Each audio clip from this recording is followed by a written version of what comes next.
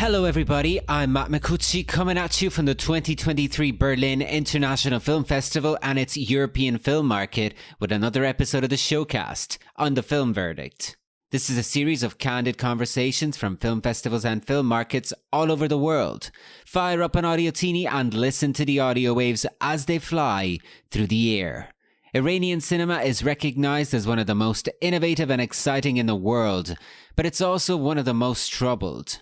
The global staging of Iranian film was a crucial component that has inspired many generations worldwide. However, many filmmakers have suffered the consequences of heavy censorship, and some have even been persecuted and detained. Despite this, the spirit of resilience of Iran against adversities and injustice lives on, including in the works of filmmakers and film professionals at large, and it was present in many ways at this year's Berlinale. In this episode of the Showcast, I will share with you two conversations that testify to this spirit, a chat about the Iranian Independent Filmmakers Association, and a conversation with the acclaimed director and actor Niki Karimi. The Iranian Independent Filmmakers Association is a non-profit association founded in autumn 2022 by a group of Iranian filmmakers. Its joint goal is to raise awareness about the situation of filmmakers in and outside of Iran, and it also drives global action by working towards specific goals and demands to achieve freedom for the filmmakers and their art. I met up with Kaveh Farnam to talk about the association. Farnam is a universally acclaimed independent producer and writer known for his cultural advocacy and his socially conscious projects.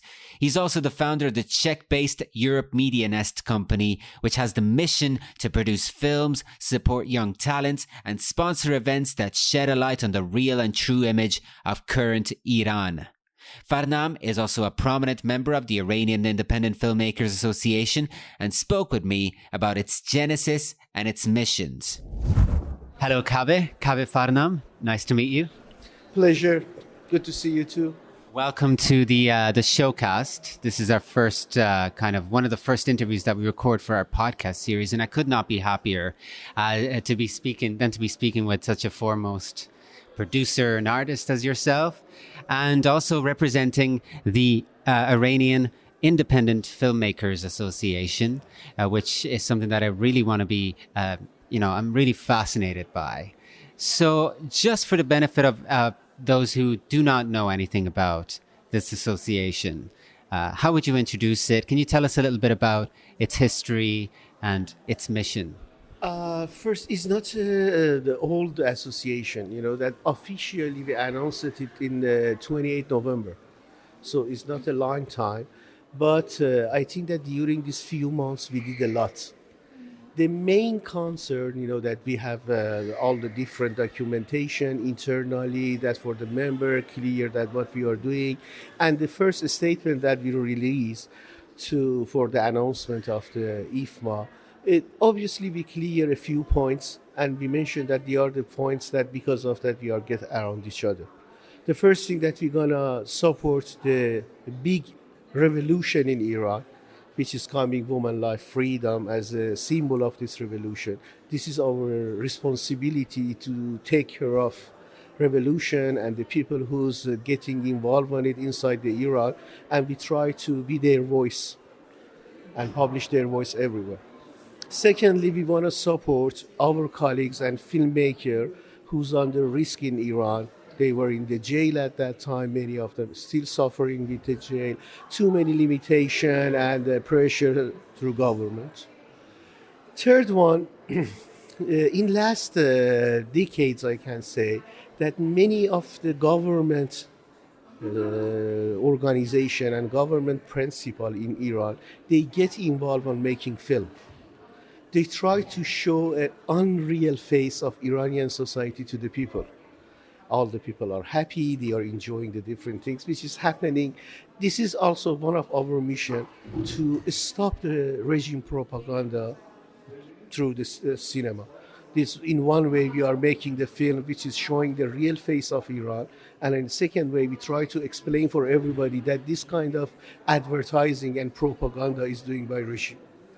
And helping the Iranian young filmmaker to do their films, and we try to help them to show and do screening in all around the world to show they express themselves to the international audience. This is our goals and targets. There's so much that I want to ask you just based on what you said. One of the things that I want to go back to, though, is this concept of independent Iranian cinema that we're talking about. So this is not just talking about it from a commercial standpoint. This is also talking about it from independent thinking, right? Artistic voices we're talking about too, right? So to knowing the independent meaning in the cinema, the first thing we have to look at it that for us, cinema is more important than entertainment. Making film for entertainment is good also. People need entertainment. But for us, cinema is more serious medium that through that we can show our ideas, our beliefs, and showing the reflection that we are taking from the society and the way that we are looking at the society. So to define independent cinema, as you said, the main concept is the idea and things behind that. Okay, you have to have an independent idea and independent way of thinking. Second, usually in the general they said that the independent cinema is the type of the industry which is not going to the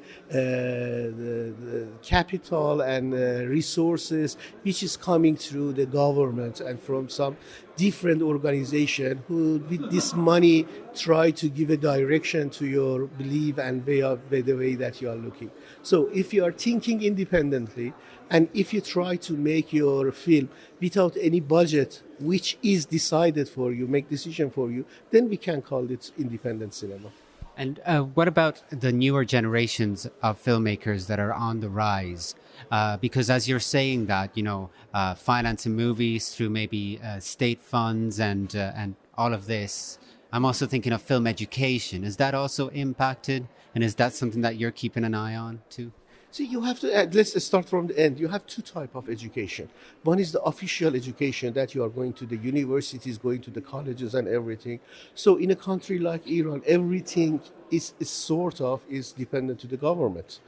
Government paying the budget of the universities, even the private school, they have to take the permission and get some fund from the government to doing that. Anyhow, the universities is under control of government, not only in cinema, in everywhere, especially in the human science, in the science in general, they are under government attack, and government are not happy from the things that happen in all of these things. But classical education is not enough to making the film. If you are taking 2 diploma or 3 license or everything from different school, you never can call yourself filmmaker. You have to learn a lot. And this learning, biggest part is coming from the way that you look at the society. Okay, you have to know the social science, you have to learn the social, you have to learn the too many techniques, the way, the narration and everything, which is coming from the way that you are working with the masters and, doing your own exercise. This part, fortunately, is not that much under government control because people can freely think and find a way to learn how they have to making film or how they understand the society, how they understand the relation between the people, and then they can put it in the way of cinema. I think that, I don't know, that I give you a proper answer for that. Yes, I think there's a lot of challenges, unfortunately, that are involved. And I think, when we talk about this, we also talk about filmmakers being detained and that's obviously something that we need to raise awareness of. And I think that's part of what you're trying to raise awareness of. See, exactly, you reach to the proper time. That you say that you reach to this level, the filmmaker, which is detained. Okay. Before that, there are 2-3 other steps that you reach to this. First, you have to be a filmmaker, that you are going to the risk that they keep you and put you in the jail. So if you're going back, our main concern is that this young generation who find an understanding, who educated, who they want to make film, they don't have any sort of support and security. in the dictatorship or in the government like Iran, that they put totalitarian regime, that they put effort on everything, a big name, even if you going to the jail, the whole world have an understanding and try to help you. But we are always talking, said that the dark side of censorship is a young guy in the age of 20 something, want to make a short film. Okay, maybe it was his last film, that she or he doing this film and they never do it again. But they have a dream that they can change their life. They have something that they want to say. And based on this short film, they really changed their future, their life. Maybe because making a short film, they couldn't see the family anymore. This is the dark side of the censorship. This is the dark side of the things that are happening. And when they may never take them to the jail, but dealing in a way with them that they forget to making the film. They're not even reading a book anymore. Okay, try to find these people, give them a hope, express this kind of people to the world, that we have too many young people that suddenly said that everybody said that we are surprised from the courage and from understanding of this young generation who came to the street for a revolution. But these guys, they are not making in the night.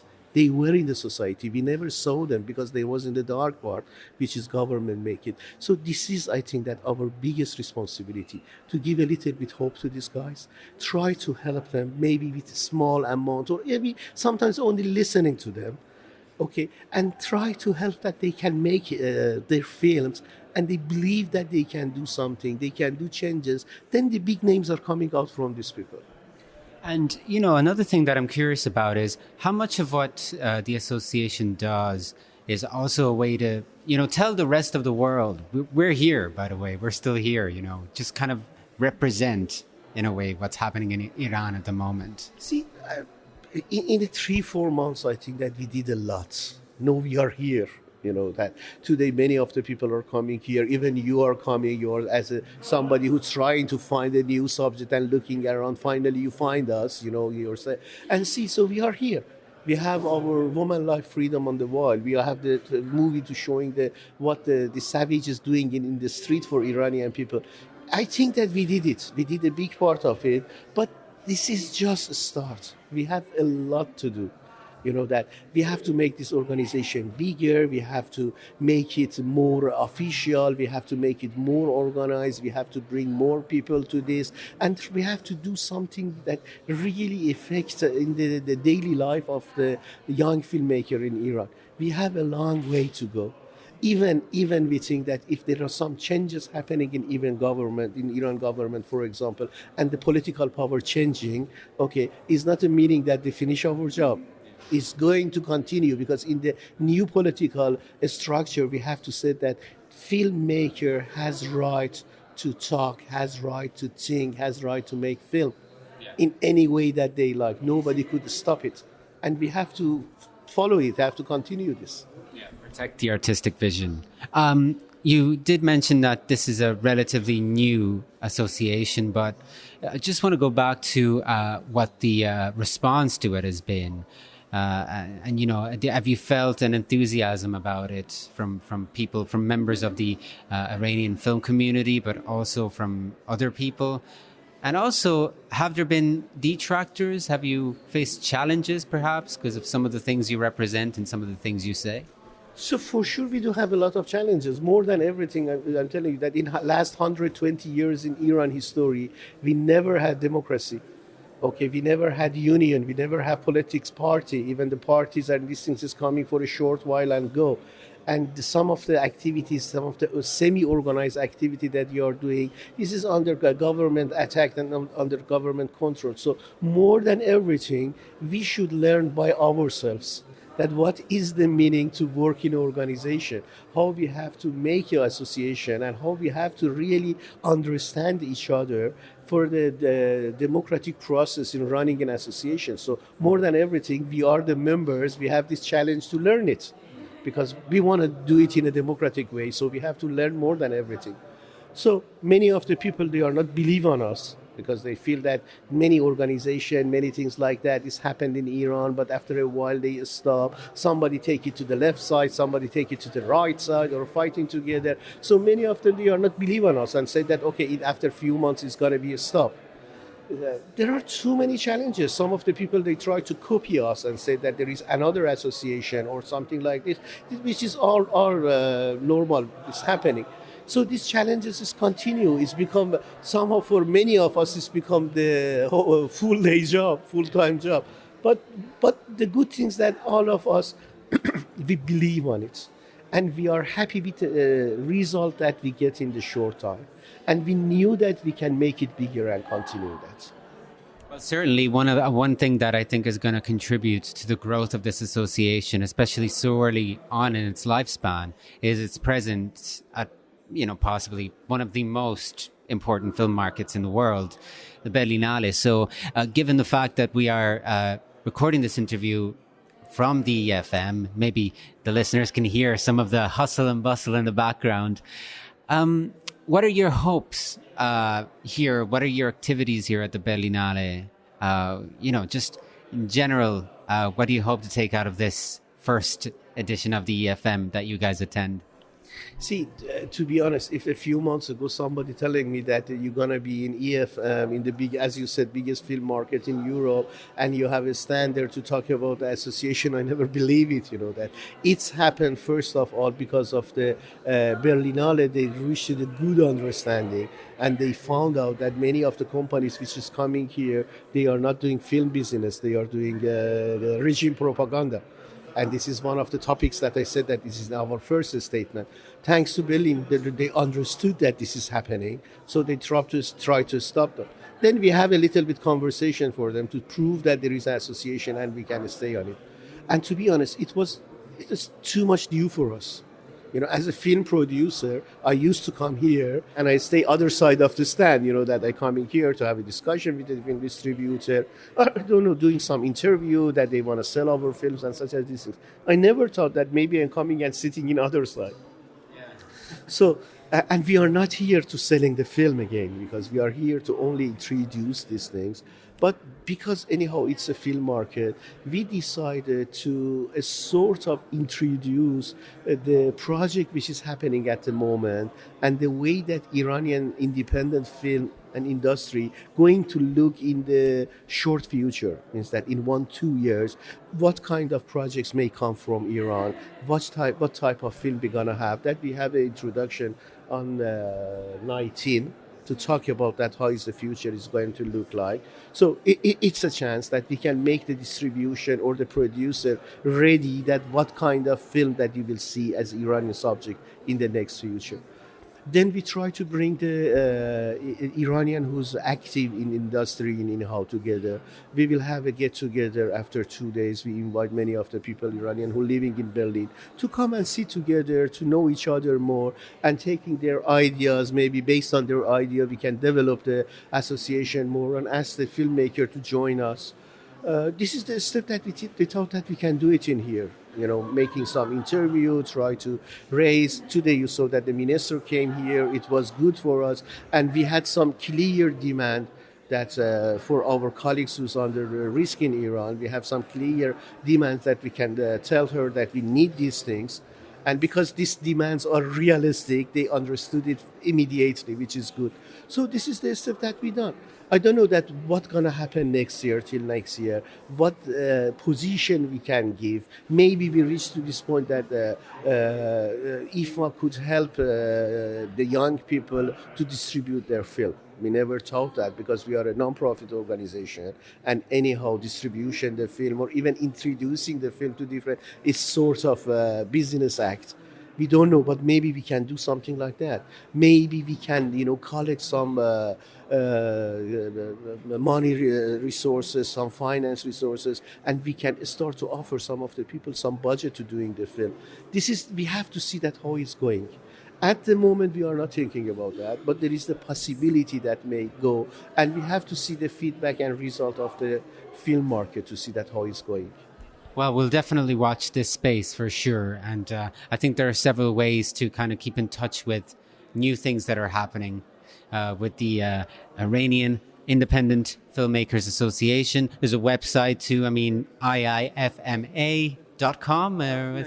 .net, if you guys want to check it out. We have the Instagram page, we have the Facebook page, and very soon we're going to have a podcast. Don't worry, we don't want to compete with you. It's going to be in Farsi. Maybe we can collaborate.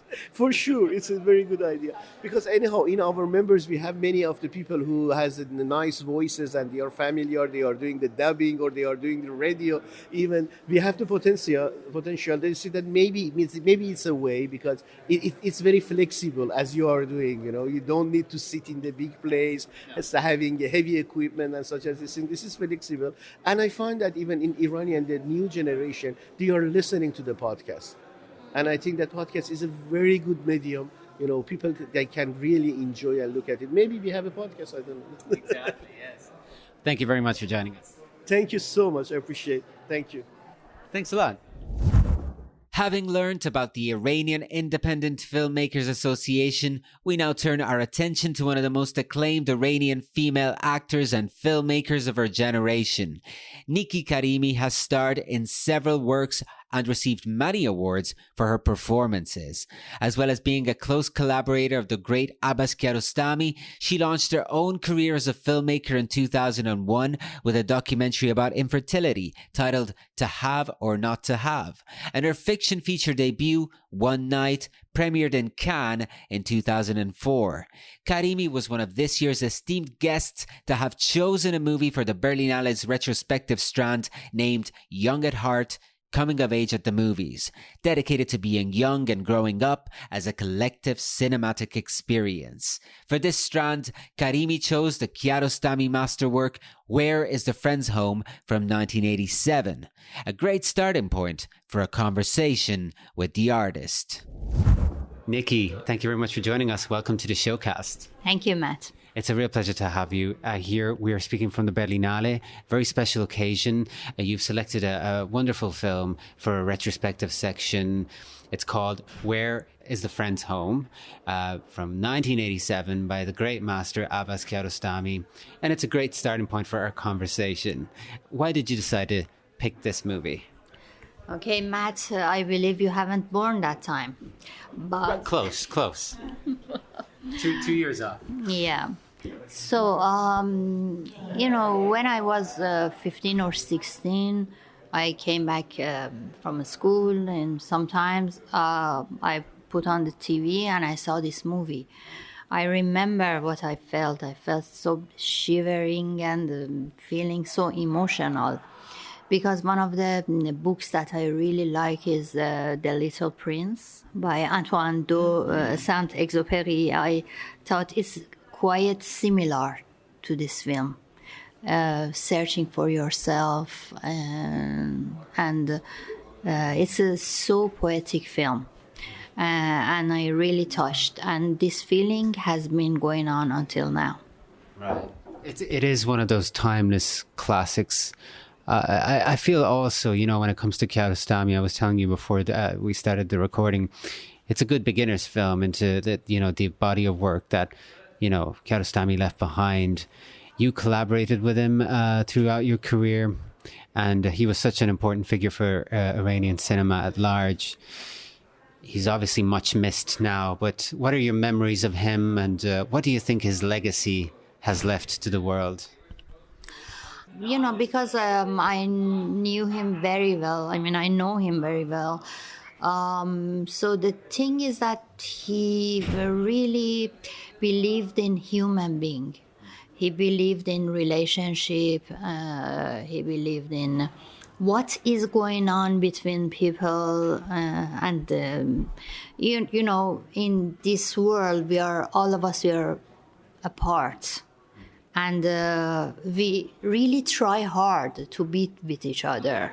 But it's a crucial thing that we are apart. He did not think about the person in his near supermarket or a person in airport or whoever. He tried to make them his friends. And that was the thing that, by the way, it's not his first movie, Where's the Friend's House? It's maybe third or fourth film, or maybe more. But the most important thing for him was to solving problems about relationship in his life, in others' life, and human being in general. Yeah. And I always remember about this film, it's just, one of the great films about childhood too, I feel like, But, speaking of the current situation in Iran, and obviously, Iranian cinema has been so important, but also so troubled because of the filmmakers who are detained. And nevertheless, Iranian filmmakers always find a will to kind of persist and to express themselves. Where do you think that comes from, being a filmmaker yourself? Always, as they say, people, when they are in pressure, they find a way. And that way is always make the history and masterpieces and everything. Because it is not the usual way. You try to find another way. So you need to be more intelligent, more wise, more focused, So that is how now I think maybe Iranian cinema is surviving and trying to make some difference throughout the language of cinema. How do you do it personally? Do you struggle with that? So being a woman in a somehow traditional male-dominated society in Iran, it's hard. Let alone to be a cinematographer, be in cinema, and because everywhere there is these societies that male, they are organized. Sorry, you are a male. Yeah, sorry about it. I can't do anything about that, unfortunately. But I understand. I understand too. I mean, it's not. I'm telling you, it's not something general. But on the other hand, this is something that's happening everywhere in the world. Police station, I don't know, sport clubs, everywhere. Usually countries, they are ruled by men. So they are more comfortable with each other. They have their societies, they have their backs, and they support each other. Being a woman is a bit difficult. But on the other hand, little by little, you understand how you can survive in this condition. Yeah. But even in the midst of these times that seem to be particularly brutal, there have been laws that have been introduced in Iran, regarding women's rights. We're talking about women's rights. I mean, things just seem so bleak at the moment. Don't you find that's something else that kind of challenges not only the artist, but like the woman, I guess, the person? It is. I really feel the pressure. But on the other hand, we are very hopeful. I think these young people, they are very courageous. They know their rights and they are fighting for their future. So this is the things that they are very, for me and for most of the people, it's important because it's their right and all of us right. That when everybody should express their feelings, their thoughts, and nobody. It's a shame. I feel the resentment that why they put them down. They need to talk about their things. What about, being at a festival like the Berlinale, but also in other parts of the world for other events? What do you feel the rest of the world, the reaction to it is? Let's say at a cultural event like the Berlinale, at a screening like tonight's, Kiarostami, which at the time of recording will be taking place. It hasn't been taking place. What do you expect the reaction would be? Also considering what is happening at the moment in Iran, is that going to come into it as well? Is that part of the experience? I don't know, maybe it comes because so we are filmmakers coming from Iran and we are presenting film here. But I think that's the positive part of a film festival, to talk about what is going on in the society, that this film is happening and it's come from them. So I always say it's positive. Yeah. So it's a good thing that these, the Berlinale, for example, has paid a lot of attention now to Iran, kind of like, trying to support producers as well as films in its programs from Iran. Does it do any good for festivals and cultural events to do that, to interact with, Iranian artists in general, not just filmmakers? As much as I think that art is something else and need to express, and we don't think about where it is coming from, on the other hand, I cannot. For example, you are from Ireland. I know the history. Approximately what is going on. And so when I read it, that is from Ireland, I have the sense that this is happening. So, and also, we cannot say we are a cinematographer and we are not sensible about what is going on in the society. So it's both of them happening at the same time. And it's okay. Yeah. Speaking of, leaving this particular topic for the moment, I'd love to know what you're doing these days, if there's any projects that you're pursuing, and are you able to stay creative despite all the madness, and also considering, that for 2 years we had a pandemic, so everything kind of stopped. But in 2020, I believe you premiered a new film too, which must have been quite an interesting time for you. But how are you doing these days? Is there anything on your plate that you could share with us? Yeah, I had my film Atabai, that was in Cambridge Film Festival and some other places. Actually, many places in England, they showed it. And then I had the distribution of Atabai. That was last year. I distributed in many countries, US and other countries that I went with the movie. And then when I released, everything was finished. Now I'm writing my new script that, in the beginning, in like October and November, I was so affected by the problems in the streets that I could not write. I could not do anything. I was in house and I was thinking and I was suffering. That is what is going on. It's a pain that, on the other hand, you say that after all this, what should I write that is more powerful, than the things that you are seeing in the society?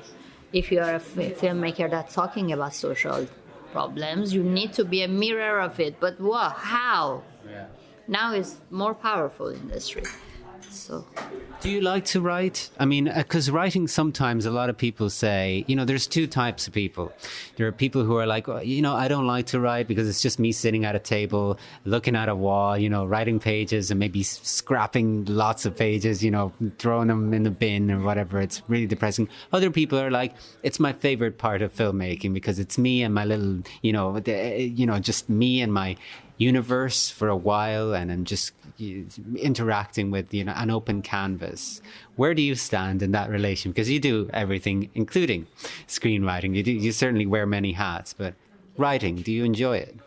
It's something like a puzzle that for me it's not like this, that okay, I write one page and put it inside.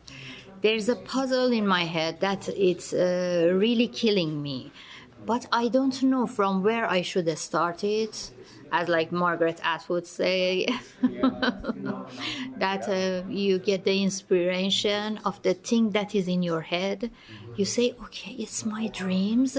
Is it the people that I see? Is it the movie? What is it? But suddenly, in a day, you have the clue to how to enter the story. And that moment, I always sit down and write. Yeah. And it can be a month or 2 months of writing, then I put it aside for some time, then I rewrite it. Right. So it can be a lengthy process then. Yeah. Of soul searching maybe also, right? Exactly. Because I'm thinking, from the writing is so, in a way, you retreat and you kind of are in your own world, but then there's the acting side of things, which is something else that you do as an actor. It's almost the opposite. So it makes me think, is there something in you as, in your identity as an artist that you kind of sides of your personality where you kind of need to do both of those things, or you need to be involved in both the behind the scenes and in front of the scenes? Mostly, filmmaking is more satisfying for me. But for acting, it need to be really good script or something that really make me wanted to wake up in 6 o'clock, have makeup, and go for it. I can't imagine that. Well, no, but I wouldn't really want to be for some reasons that you just listed. But what's the worst thing? Okay, this is going to be, because we touched some serious issues and they're really important, but I also want to explore maybe different side of you. Let's say you receive a script. What is we don't have to name names, but what is the one thing that you've found in recent times, perhaps, that is a common problem with the scripts that you're receiving? Perhaps some characteristic that just continues to be there and you're like, I can't believe it. Oh my God, don't make me tell these things. Oh, go on. Because I'm a sensible person and I'm thinking about, social problems, this and that. And suddenly you find a script that is so mellow. Yeah. And some maybe romantic stuff, but it's okay, and they are very good for actors, and they go and play it, but nothing is maybe solved in the world with this. Because on the other hand, we actors, as part of my acting, we have some that going on that we wanted to be professional, have hard role that we, on the other hand, this is some facts. Yeah. Films is escapist films, let's say, silly romances. Yeah. Final question. Do you watch a lot of films in your everyday life? Very much. Yeah. Do you watch all kinds of films? What kind of movies do you tend to gravitate towards? I try to see films that from the places that I maybe don't know. Discover something from maybe South America or this place and that place. I try to, sometimes some soap operas. Everybody has their guilty pleasures. Yeah. And you never know where your next influence will come from, right? Yeah. Exactly. Well, it's been a great pleasure chatting with you. We went all over the place, but it was amazing. It was really a pleasure. I want to add something. I was seeing this series Narcos. Oh. Have you seen it? I've seen some of it. Yeah. So my first movie was in Cannes Film Festival, and in competition section, I saw that this guy that has directed was at the same competition with me. I said, "Oh my God, why now he's making?" You got to call him. That'd be good. Would you like to collaborate with this director? He's good in his stuff. Yeah. And now I'm over there making some film. We have to try to make it happen. But thank you very much. It's been a great pleasure. Thanks a lot. I hope you enjoyed our special focus on Iran at the 2023 Berlinale, and you can look forward to more podcasts from this year's Berlin International Film Festival and the European film market in the next few days on more episodes of the Showcast on the Film Verdict. Till the next time, this is Matt Micucci signing off. See you soon.